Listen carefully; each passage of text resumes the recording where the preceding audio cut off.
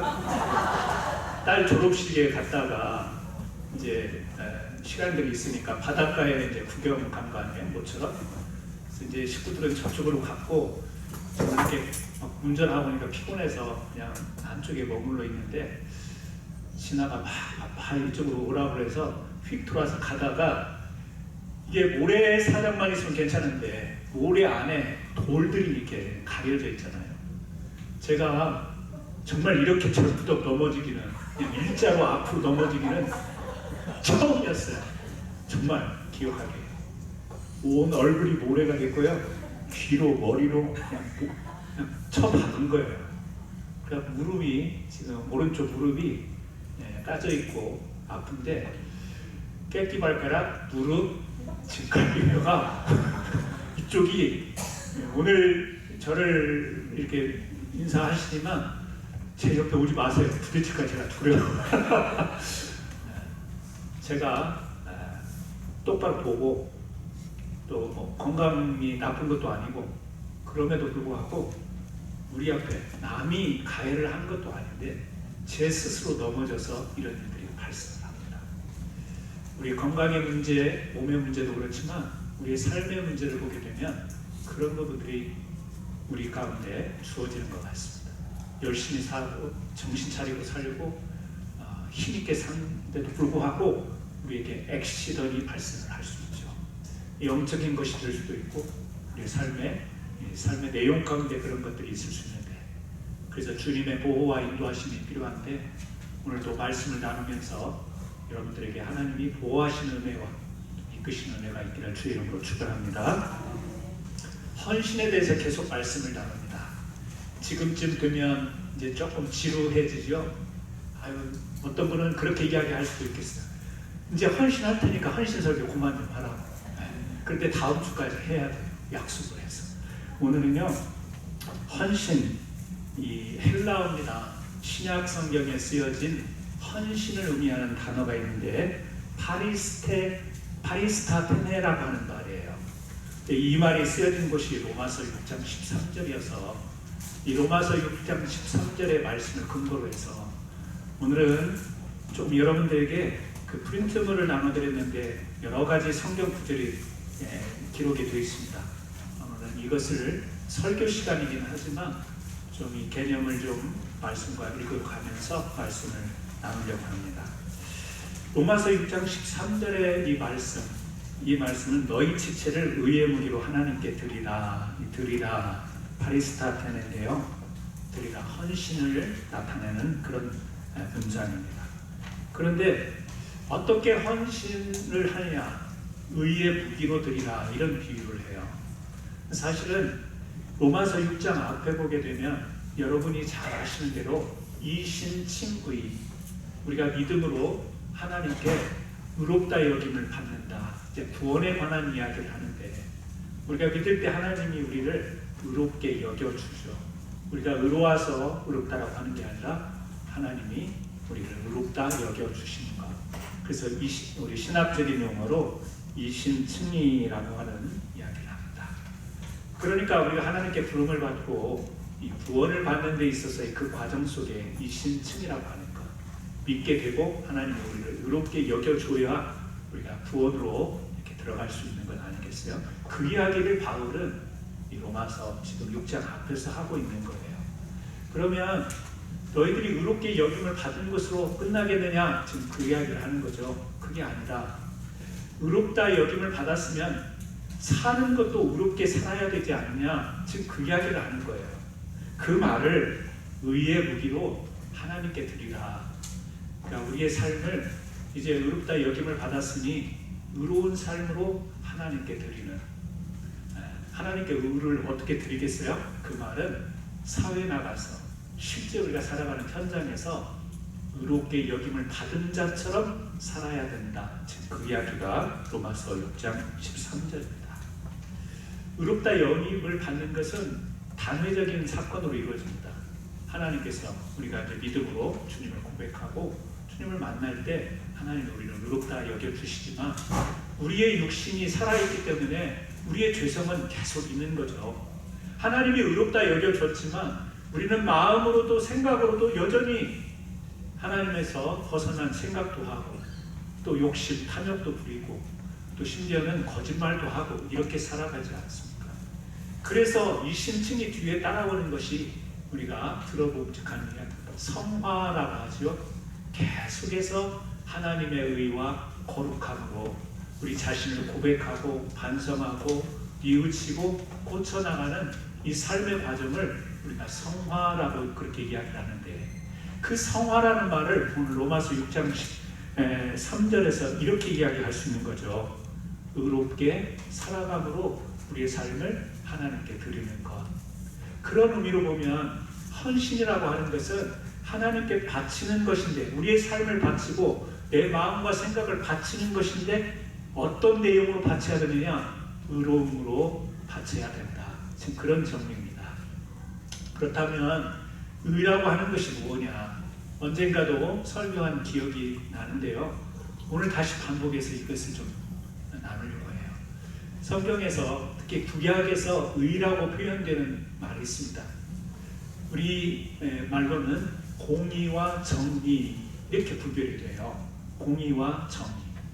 그래서 어떤 때는 공의라고 나오고 어떤 때는 정의라고 나오고 어떤 때는 공의와 정의로 나오고 어떤 때는 정의와 공의로 나오고, 그래서 사실 이 구별이 쉽지는 않습니다.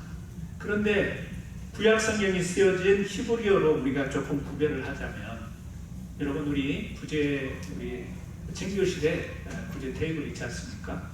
체다카라고 불렀는데 하나는 체다카라는 말이에요. 그리고 또 하나는 미쉬파트라는 말입니다. 이 체다카라는 말은 공의, 우리말로 공의예요. righteousness, 영어로 그렇게 말하죠. 그리고 미쉬파트는 우리말로는 정의, 그런데 영어로 justice, 이렇게 구별을 우리가 할 수 있겠습니다. 사실은 단어적으로 이렇게 구별을 하지만 정확하다고 이야기는 할 수는 없지만 이렇게 구별을 해서 이해를 좀 하시면 되겠어요. 자, 체다카, 공의라고 하는 것. 성경에 보면 공의로, 공의, 정의 이렇게 나오는데, 그 공의라고 하는 것은 여러분 이제 프린트물을 제가 쭉 읽어 나갈 테니까 오늘은 그렇게 이해를 해주시기 바랍니다. 자, 어떤 뜻을 가지고 있냐면 관계에 부여된 조건을 성취하고 합당하게 될 때. 신명기 6장 25절이에요. 우리 같이 한번 읽습니다. 우리가 그 명령하신 대로 이 모든 명령을 우리 하나님 여호와서 삼가 지키면 그것이 곧 우리의 의로움이라 할지니라. 여기에서 말하는 이 의로움이 체데카인데요, 공의인데요, 하나님과 우리 사이의 관계.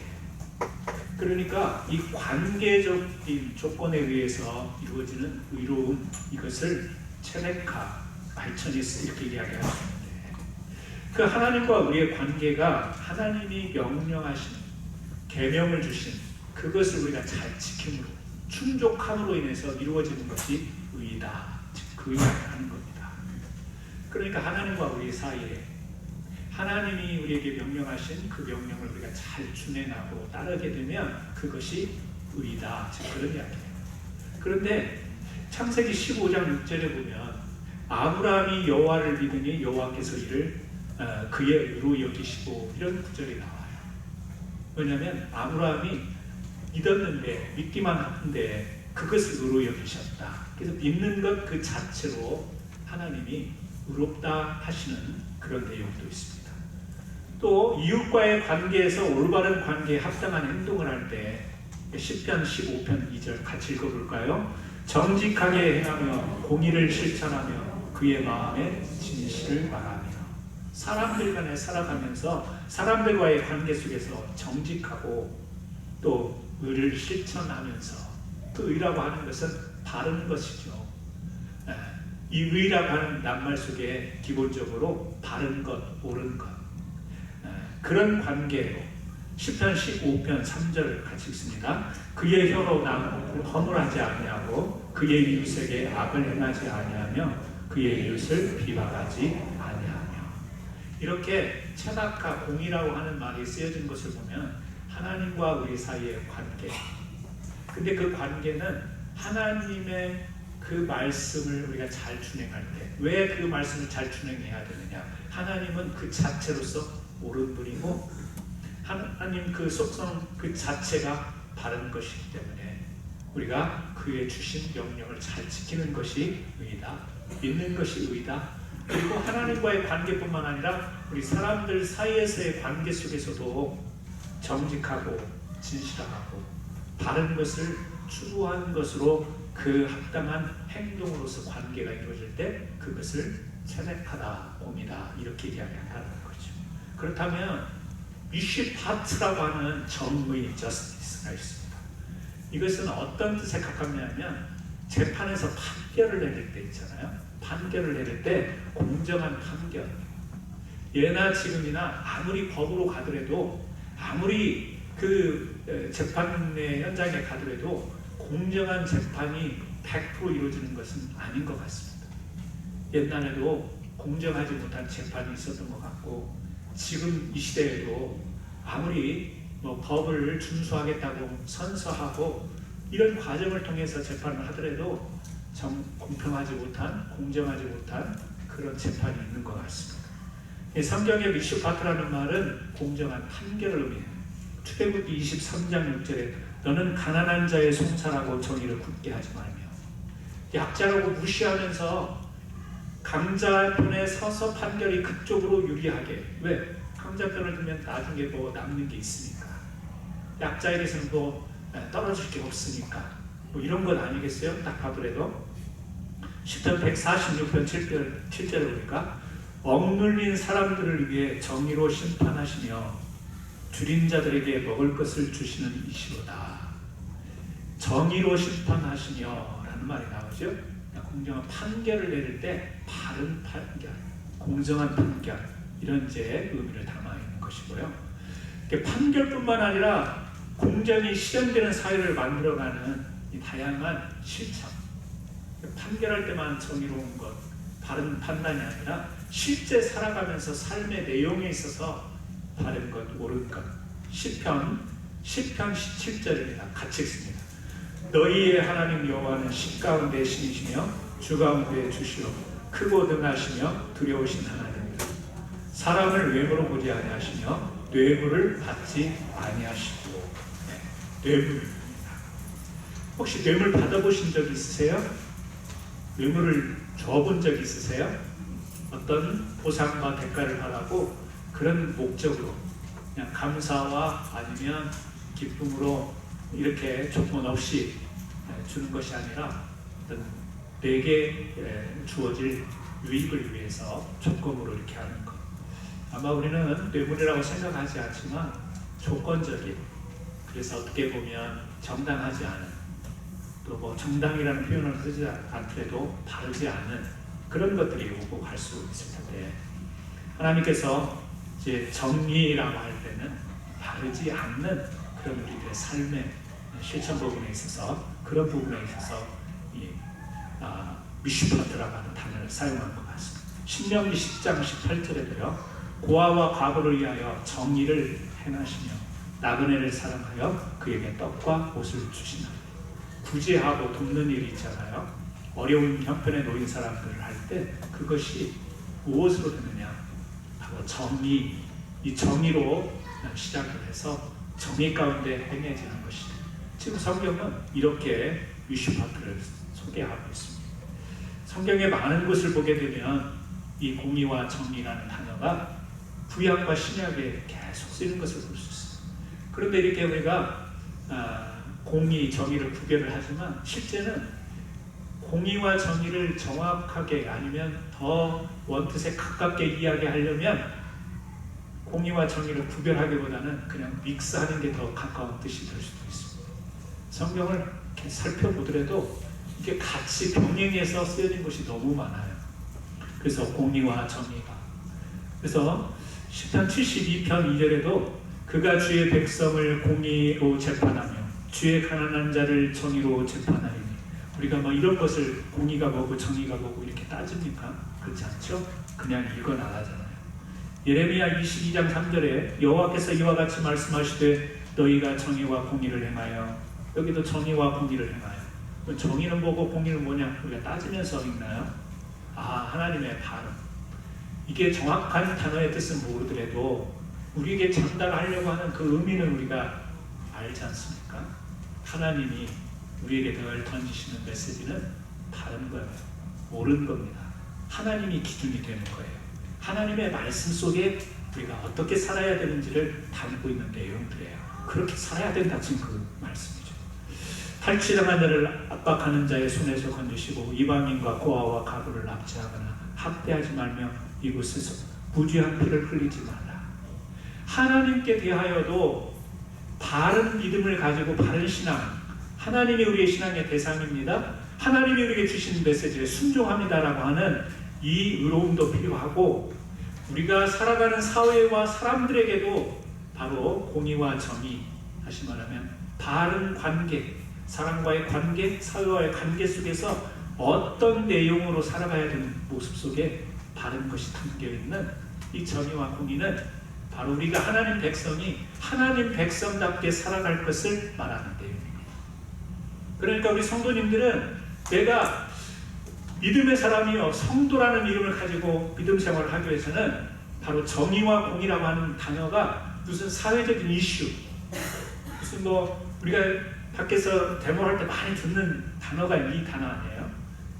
부정하고 또 공평하지 못하고 공정하지 못할 때 정의를 외치고 또 공의를 외치고, 이런 정치적인 용어, 사회적인 용어가 아니라 신앙에 있어서 우리가 우리답게 하나님 백성답게 가져야 될 삶의 내용이 바로 공의와 정의인 것입니다. 이미 하나님이 여러분을 이신층이 의롭게 여겨주셔서 의의 반열에 참여했고, 여러분의 삶의 내용은 하나님께 대하여 공의롭고 사람에 대하여 공의롭고 세상에서 살아가며 정의롭게 살아가는 것이 우리 성도들이 살아야 될 삶의 내용인데, 이 삶을 충실히 살아가는 것이 뭐다? 헌신이다. 헌신이라는 것을 바치는 것, 물질 바치고 시간 바치고 내 몸을 바치는 것도 헌신이지만, 우리 삶의 모든 것들을 다 동원하여 드리는 것이야말로 진짜 헌신 아니겠어요? 그러므로 우리에게 있어서 공의를 반하고 정의를 반하는 것들은 아까 의롭게 여김을 받았지만 여전히 죄의 습성 속에서 살아가고 있는 우리들이기 때문에 늘 정의와 공의라고 하는 이 기준 앞에서 우리 자신들을 돌아보고 거울처럼 비춰보지 않으면 마른 정의와 공의 속에서 살아가고 하나님에 대한 신앙과 이 세상에 대한 이웃을 사랑으로 살아갑니다 라고 그렇게 말한다 할지라도, 또 심지어는 구제하면서 우리의 물건을 내주고 우리의 물질을 내준다 할지라도, 예배하며 봉사하며 교회를 섬긴다 할지라도, 여러분의 생각, 마음, 행동, 실천 속에 이 기준이 없게 되면 우리는 온전한 헌신이 되지 않는다. 이것을 우리가 같이 한번 생각해 봐야 되는 것이죠. 하나님은 하나님의 백성답게 우리에게 정의와 공의로 이끄시는 그 이끄신 가운데 정말 우리에게 이것이 우리가 가져야 될 정말 헌신임을 이 하나님의 통치로부터 우리를 이끄시는 그 내용까지 이 공의와 정의를 언급하고 계십니다. 그래서요, 우리를 부르신 목적, 창세기 18장 19절 같이 읽습니다. 내가 그로 그 자식과 권속에게 명하여 이르기를 여호와의 도를 지켜 의와 공도를 행하게 하려고 그를 택하였나니 이는 나 여호와가 아브라함에게 대하여 말한 일을 이루려 함이니라. 처음에 창세기는 몇몇 사람을 통해서 이 부족과 같은 족속들을 부르시지만 크게는 이스라엘이요, 오늘날에 이르러서는 영적인 이스라엘을 우리 믿는 모든 사람들에게 주시는 말씀이에요. 의와 공도를 행하게 하려고 택하였다, 불렀다. 여러분을 하나님이 오늘 교회로 부르신 것은 여러분의 믿음과 삶 속에 의와 공도를 행하게 하기 위해서 하나님이 부르셨다. 지금 그런 말씀 아니겠습니까? 그래서 우리가 온전한 이 정의와 공의를 실천하는 이 믿음의 삶이 하나님의 부르심의 내용이구나 라고 그렇게 생각을 하면서, 이 다윗도 이 사무엘하 8장 15절에 보게 되면 다윗이 온 이스라엘을 다스려 다윗이 모든 백성에게 정의와 공의를 행할세. 왕으로서 이스라엘을 통치할 때 그 통치의 내용이 뭐냐면 정의와 공의.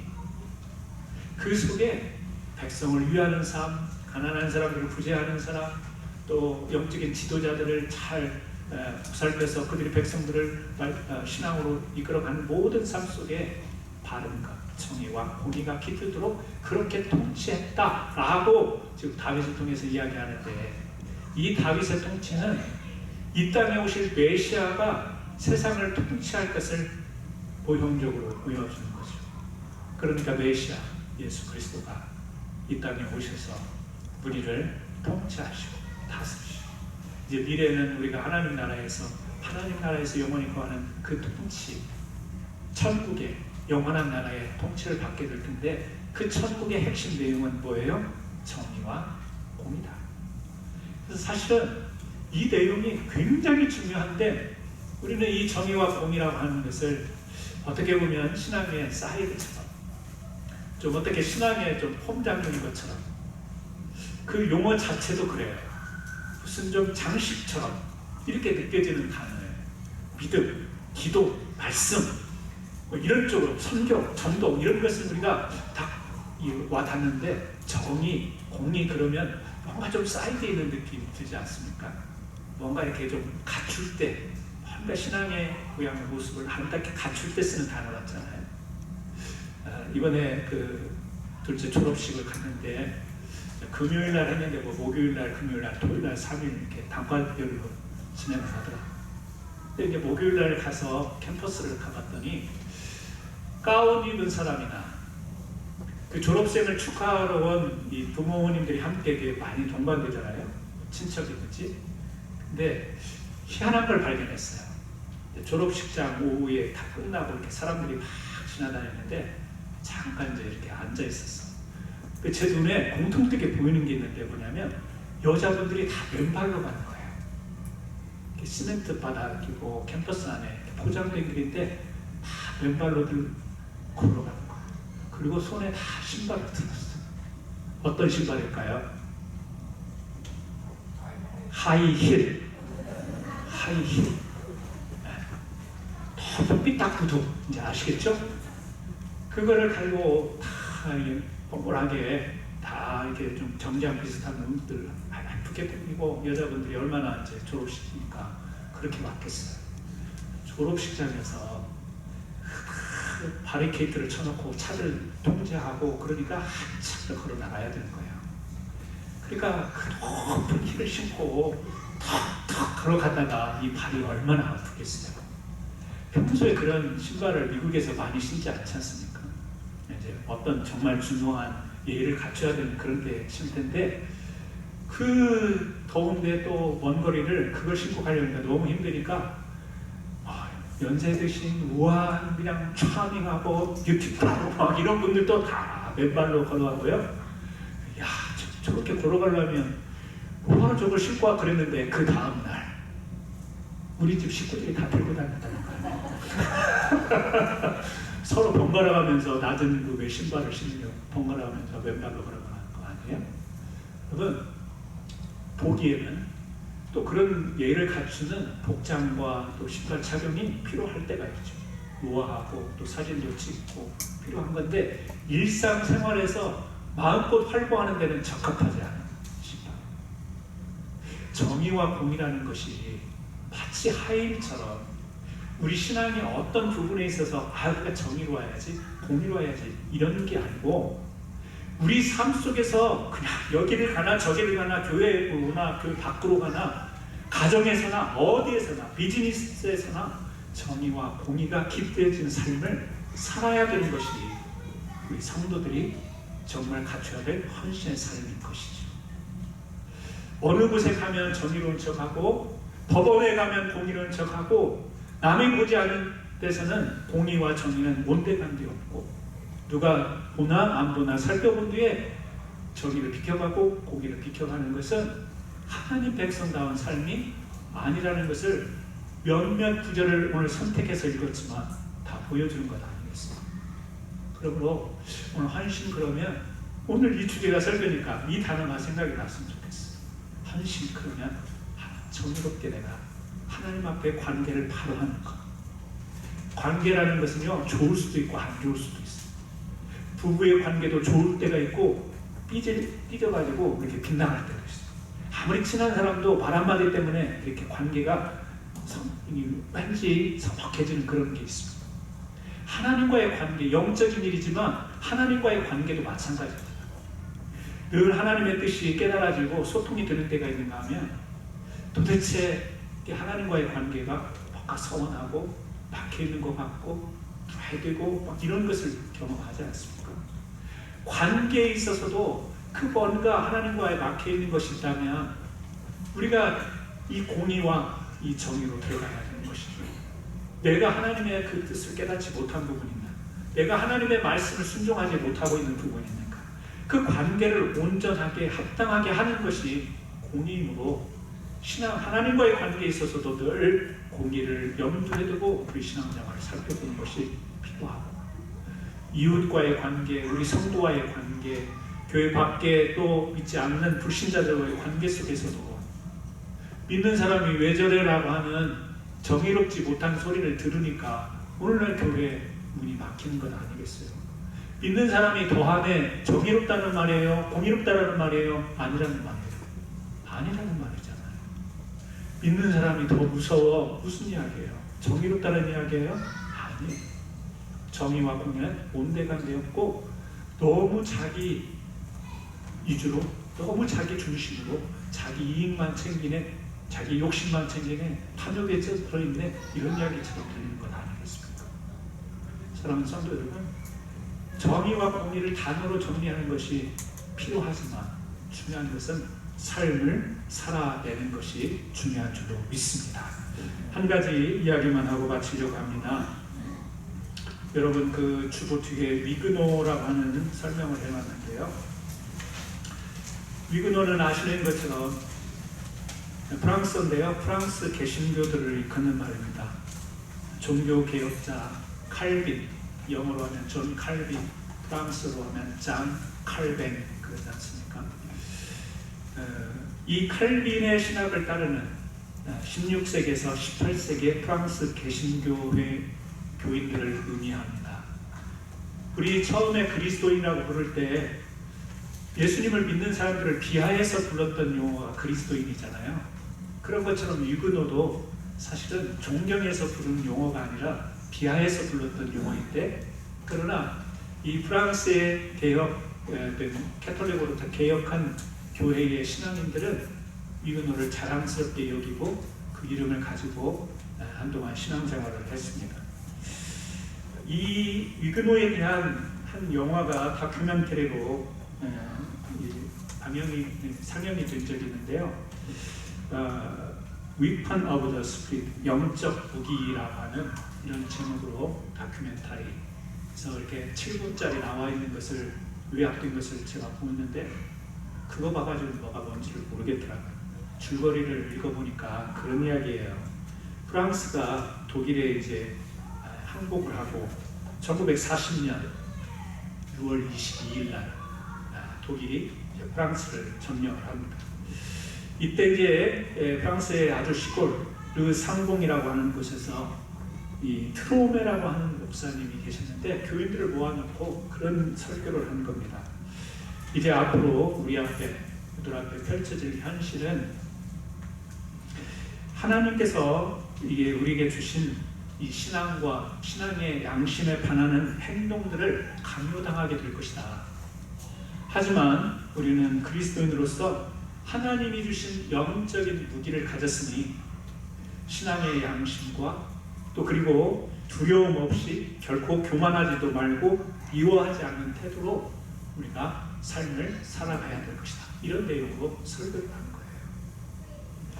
그런데 이제 독일에 이제 점령해 오고 또 독일의 그 분들과 더불어서 캐톨릭이 또 힘을 규합해서 개신교 얼마 되지도 않았던 개신교인데 이제 이 마을은 르상봉이라는 마을은 주민들 90%가 위그노 프랑스 개신교도로 이루어진 마을이었습니다.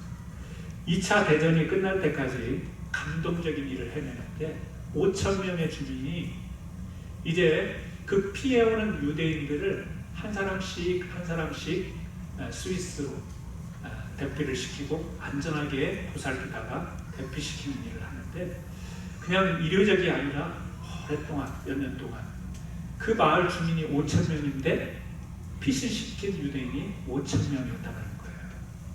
이게 안전하지도 않으며 심지어는 그런 일을 하다가 붙잡혀간 사람들이 한두 사람이 아니고 화형을 당하기도 하고 이런 어려움이 있었는데도 불구하고 그 시골 마을에서 그 작은 교인들이 했던 것은 뭐냐면 하나님이 주신 의, 하나님이 주신 정의, 그것을 양심에 의해서 자기네들이 위협을 받고 자기네들이 손해를 볼 수 있고 위험한데도 불구하고 그것을 삶의 실천으로 감당해 냈다라고 하는 거예요. 이것을 그때 그 마을에서 살았던 미그노의, 나중에 그 마을을 떠났지만 그 미그노의 한 사람이었던 아들이 다큐멘터리로, 자기가 18살이 돼서 보니까 이야기를 듣다 보니까 자기가 그 마을 출신이었고 자기는 어려서 잘 몰랐는데 아버지가 그런 사람 중에 한 사람이었고 그때 그 마을에서 그런 일이 있었다는 것을 알면서 그것을 다큐멘터리 영화로 미국에서 만든 겁니다. 여러분, 우리는 지나간 역사 속의 한 장면이기 때문에 실감도 나지 않고 뭐 그런 이야기로 예화로 들을 수 있는 이야기지만 정의와 공의로 삶을 살아낸다는 것은 결코 부딪혀보지 않으면 어려운 이야기입니다. 오늘도 우리가 살아가면서 정의와 공의를 논하지 않더라도 양심이라는 것에 부딪히는 수많은 일들을 가지고 살아갑니다. 우리가 살아가면서 양심이 이렇게 발동이 될 때가 있습니다. 좀 찔리기도 하고 양심에 부딪히기도 하고 이렇게 해도 되나라고 싶은 수많은 문제들을 우리는 선택하면서 살아갑니다. 우리 성도들의 삶은 말로 거룩하고 하나님이 칭으로 여겨주셨기 때문에 거룩한 것이 아니라 그런 은혜의 바탕 안에서 계속해서 성화된 의로움의 과정을 우리 스스로가 선택하고 살아가고 실천해야 되는데, 저는 오늘 우리의 헌신이 정의와 공의로 가득 찬 헌신이 되기를 주님의 이름으로 축원합니다. 그래서 정의와 공의는 하나님 백성의 핵심 가치다. 그리고 하나님이 이 땅을 통치하는 핵심 가치이며 정의와 공의는 하나님과의 올바른 관계, 이웃과의 올바른 관계, 그 관계를 형성하여 오늘도 우리 신앙의 중심을 이루는 중요한 축이다. 이것을 붙들고 오늘 세상을 향해, 또 일주일을 향해 세상을 향해 나가는 여러분들에게, 여러분 우리 눈에는 보이지 않지만, 우리 육신의 눈에 보이지 않지만 하나님의 눈에는 여러분들이 걸어가는 곳마다 저 장로가, 저 권사가, 저 집사가 걸어가니까 그 옆에 공의와 정의의 열매가 맺히네, 하나님 기뻐하실 수 있는 그런 헌신된 삶 살아가기를 예수님의 이름으로 축원합니다. 같이 기도합니다. 하나님, 아직도 헌신과 또 공의와 정의의 감이 우리에게 없을 수 있지만 말씀을 우리가 나누면서 잠깐 나눴던 부분들을 생각하며 하나님, 우리가 헌신이라고 하는 것이 많은 것을 바쳐야 되는 것으로 이해를 하는데 우리의 삶을 정의와 공의로 바칠 수 있는 믿음과 마음을 주옵소서. 같이 한번 기도드리기를 원합니다. 기도하겠습니다. 하나님 아버지, 감사합니다. 오늘 저희들이 로마서 6장 13절의 말씀을 통하여서 우리의 삶이 하나님께 의의 무기로 드려지는 이와 같은 고백이 바울을 통해서 우리에게 전달이 되어집니다. 하나님, 우리 삶은 수없이 많은 것으로 우리의 삶이 가꾸어지고 채워질 수 있지만 하나님, 무엇보다도 하나님과의 우리 관계 속에서 하나님이 우리에게 말씀하신 것들을 합당하게 바르게 반응하며 지켜나가는 이와 같은 의의 신앙이 되게 하여 주시고, 또 하나님이 이웃을 향해서 사랑하라고 말씀하신 이웃과의 관계에 있어서 남에게 거짓말하거나 남을 속이거나 남의 허물을 뜯거나 또 우리가 남을 정당하지 못하게 공격하는 이런 것들을 다 내려놓은 채 하나님이 주신 그 사랑과 자비와 관용을 가지고 의를 이루어서 살아가는 삶 뿐만 아니라 세상에 나가서 하나님 옳은 것과 바른 것, 특별히 하나님께서 말씀하신 이 복음의 진수를 들고 하나님 이 세상에 빛과 소금으로 살아가는 참된 헌신자여 참된 정의 공의의 사람들이 될 수 있도록 복 내려 주옵소서. 예수님의 이름으로 기도합니다. 아멘.